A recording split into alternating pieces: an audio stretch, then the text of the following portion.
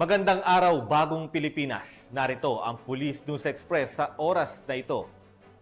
Sa isasagawang State of the Nation Address o SONA ngayong araw, muling iginiit ni PNP Chief Police General Nicolas Torre III ang kahandaan ng pambansang pulisya sa pagpapanatili ng kaayusan at seguridad.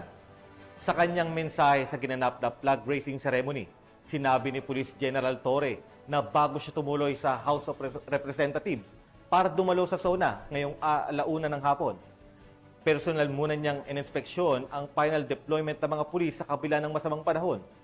Tiniyak din niya ang pagpapatupad ng maximum tolerance sa mga relihistang nagpapahayag ng saloobin, maging ito man ay pabor o taliwas sa pamahalaan, bilang bahagi ng advokasya ng PNP sa malayang pamamahayag at mapayapang pagkilos. Ngayong araw na to may SONA. Again, alam na natin ang ating mga trabaho, alam na natin ang ating mga roles.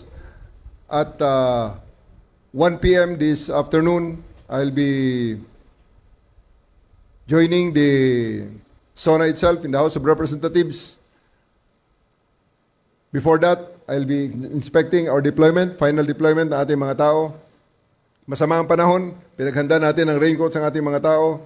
Ang ating mga kababayan din na gusto maghayag ng kanilang opinyon, ating tutulungan, siguraduhin natin na sila ay makapagsalita ng malaya, sila ay makapagpahayag ng kanilang mga damdamin, at sila ay malayang mailabas kung ano man ang kanilang mga saloobin.